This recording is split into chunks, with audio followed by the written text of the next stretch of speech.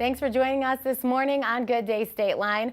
All month we've been celebrating amazing women, and today is no exception. With me now is Mary Latham, who is all about doing more good today. Hi, Mary. Hi, thanks for having me. How are you? Good. Good. I'm so excited. Good, of course, is the answer, right? Can you say or anything else? You're more good. You're good. We're good. We're so glad you're here today. So excited to meet you. You are traveling across the country finding good. Mm-hmm. That's pretty much like the shortest way to explain what you're doing, right? Yes, the good that's still out there that we don't get to hear about as much. Give us a little bit about the background on what you're doing, Mary. So my story began back in New York. I'm from New York originally. And I was at work one day during the Sandy Hook Elementary School shooting. I was kind of reviewing the news and scrolling through it. And one of my coworkers walked by my desk, and he had a coffee from Starbucks with him. And he was like, "You should have come." And I ignored him, and I was staring at the news. I was like, "I couldn't afford it." And he said, "No, it was free." And so that kind of got my attention. And I turned around. I was like, "What are you talking about?" And he said, "Yeah, someone was in earlier because it was right before Christmas. They were buying gift cards for employees, and then they bought an extra one for $100 and said, run it out in the line behind me." And my coworker at the time, he was having a really rough year. He was going through a divorce. His mom had passed. He had back surgery coming up. And I can still see his face. I mean, he was so excited about this free $4 cup of coffee. And he left my desk, and I called my mom at the time. And I told her the story, and she didn't know about the shooting yet. It was just happening. So then I kind of quickly switched over and started talking about the shooting and how could this happen, and how is there so much bad out there, and how could someone do this? And I couldn't get past it.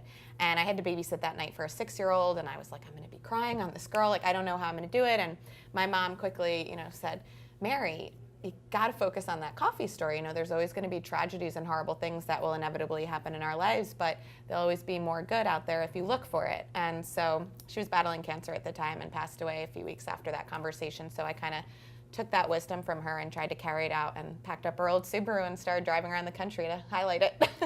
Your story is incredible, and the minute I read about it, the first thing I thought about was that very same day, which was pretty awful for anyone reading the news. I was at a coffee shop, ironically, with my mom, and their Santa was there, and he was walking outside casually, and there was a little boy who had the world's best experience. So the minute I read your story, I was like, oh my gosh, I had a story just like that the same day. And when I think about that awful tragedy, I always think about Santa. Yeah. And how great that is. So I love to see that that was your catalyst for doing this. Mm-hmm. And this was a few years ago? Obviously 2014, so she passed, right? Yeah, she passed in 2013, and then I kind of got myself together before I packed up her car, and I left in 2016. Okay, and you left to go everywhere.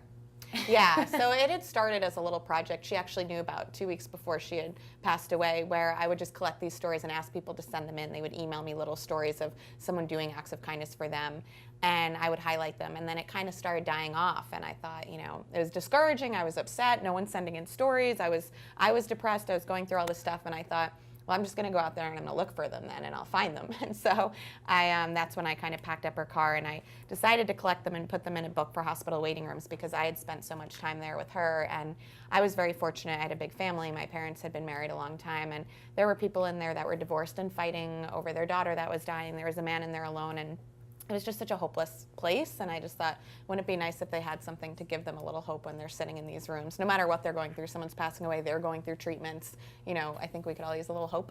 And more good. Yeah, and more good. So you are traveling the entire United States. That's your goal, right? Yes. So where are you on the list? How many states have you been to? So this is state 36. Okay. And the way I got here is I stay with people that support the mission. That's kind of how I finance it. I did a GoFundMe for gas money, so people donate to my gas tank.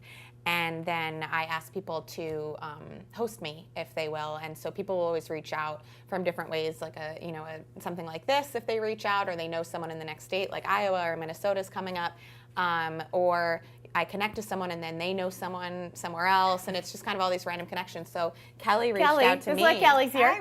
Yeah, and this is my 123rd host across the country, and she reached out to me. And usually a host is just someone that is providing shelter, and they'll feed you dinner and stuff, which is awesome, and you make these great connections. But Kelly's a little bit of a special host because she does a lot of good, and she kind of went through also a tragedy and created this really beautiful light out of what she does. Yes, I am very familiar with Kelly Ritchell from the Nicholas Ritchell Foundation. You are doing great things for cancer patients 18 to 24 who are just too old for the Make-A-Wish Foundation, so you took care of them, which is incredible. incredible. So obviously you two needed to be best friends in Rockford. Yes. Absolutely, and she is absolutely amazing. I thought it was really wonderful to have more good come to Rockford because there is a lot of people doing good here. So we opened it up and had some other people join us just to meet her and to collect some more stories. And you're going to be here one more day, so there's still time for more stories. And even when I leave the town, people can always email a story. If it's a little story they remember at some point in their life, an act of kindness that had happened to them that they wanted to share,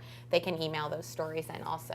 All right, so speaking of stories, what is one of your favorites? Do you have one that you like to share, a story that's going to be in your book, right? The point of this all is to make it a book. Yeah, right? so it's almost become 2 books now because it's kind of like the shorter versions of the stories that I put in the book, and then, you know, this whole journey and all the kindness that I've received and the people I've met and the homes I've stayed in and just the whole how I did it. But I have one story that I kind of always go back to. It's a little story about a woman that was a bank teller, and she was at work one day and she was having a really bad day, and you could see it on her face, and a stranger walked in and she's, you know, withdrawing money, and she's standing there and she looks at the girl and she's like, "Are you okay? Like, you look like you're having a hard time." And she was like, "Oh yeah, nothing some M&Ms won't fix when I get out of work." Like, made a weird little joke because she was embarrassed, and the woman laughed and she laughed, and 30 minutes later she came back in and she slid a bag of M&Ms on her desk and walked out. And she like never saw her again, and she was like, "I don't know where she came from." And it was just this really beautiful thing. She told her kids, her grandkids. I mean, she was writing me this story 30 years later, and there's these other stories you get, you know, someone donates a kidney or someone does these amazing, beautiful things, and there's a lot of really elaborate, good stories out there. But something like that, I mean, we can all do stuff like that, and, you know, we're all capable of these kind of little acts that we can start doing, and we can do them more, and we need them more, and we need to be talking about them more too. And so I always love that one just because it's hopefully inspires people to do little stuff like that, and you never know what people are going through. I mean, as I've been traveling, I realized, like, at the time when I first heard her story, it was in the beginning of my trip. It was, you know, 2.5 years ago, and the second state, and I thought, oh, maybe she went through a bad breakup or something like that. And now as I've traveled and heard so many stories and stayed in these homes, I mean, you know, her husband could have died in a car crash or something, some tragedy could have happened that it meant so much to her, that tiny little gesture of kindness. So it's really important that we kind of do that to each other, do more acts of kindness for each other. I think it's so funny, not like haha funny, but funny that such small things can make such a big impact.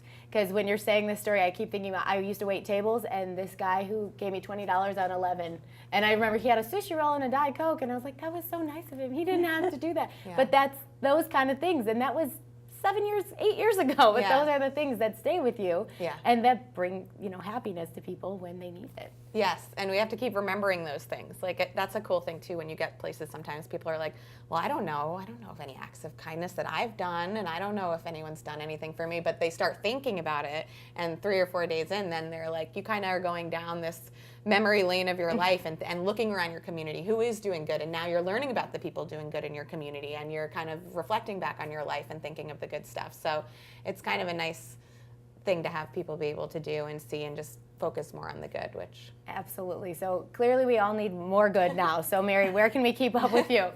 So the website is moregoodtoday.com, Okay. and it's More Good Today on Facebook and Instagram also. Pretty easy to remember. Yeah. Well, thanks so much for coming. After a quick timeout, Ann O'Keefe from the Rockford Public Library will join me to tell us all about a New York Times best-selling author that's coming to the Forest City. Did you miss any previous shows? You can find them all on GoodDayStateline.com. We'll be right back.